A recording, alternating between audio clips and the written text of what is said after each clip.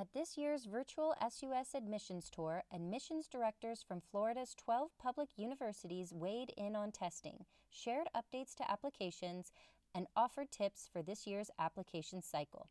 Here we share some of their more interesting takeaways.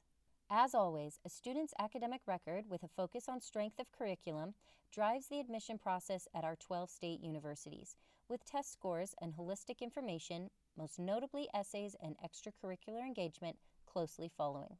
Further, all of our state universities recalculate a special GPA used for admission, frequently called a core weighted GPA, rather than using what's on a student's transcript.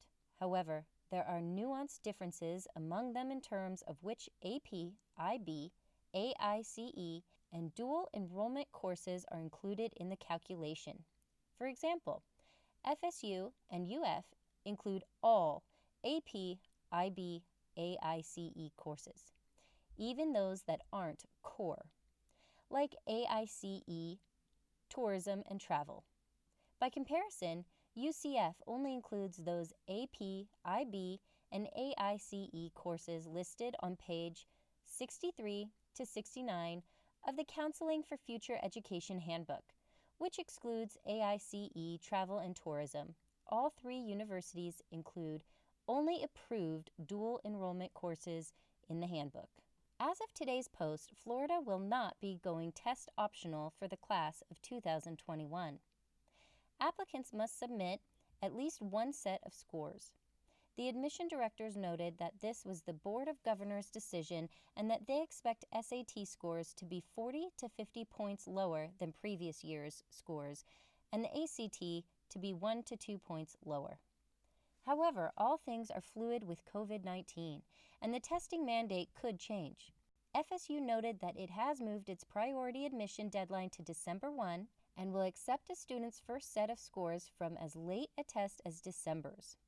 Additionally, the Bright Futures Scholarship will still require test scores 1330-29 for the FAS and 1210-25 for the FMS, and the score deadline may be extended just as it was for the class of 2020. Speaking of Bright Futures, the volunteer hours requirement is still in place, so students need between 75 to 100 hours to qualify. In search of online opportunities? One director recommended volunteermatch.org. Only a few changes to report regarding applications.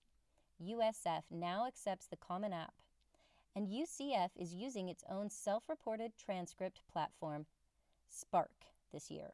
FAMU announced that it will take the SSAR, thus joining FAU, FGCU, FSU, UNF, UF, FL Poly, and New College.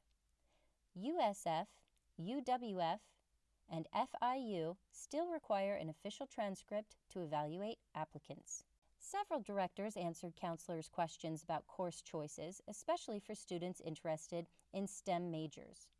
Yes, students should take rigorous courses such as chemistry, especially future science majors, and engineering students should take calculus, not statistics. No preference is given to AP, IB, or dual enrollment courses. These, along with AICE classes, receive the highest weighting. Also, computer science doesn't count as a math unit for the SUS schools, although high schools may award a math credit. A follow-up email with UF's director shed more light of the evaluation of a student's academic record. While GPA is a tool, we look at individual courses and grades in the review, not just the GPA. For example, college algebra and Calculus 3 with analytic geometry have the same GPA weighting, but one course is much more advanced than the other. That is taken into account in review, even if GPAs are identical. Finally, FAU, UNF, FGCU, and FL Poly are now offering limited capacity campus visits. Good news for students eager to get out and visit colleges. Check their websites for more details.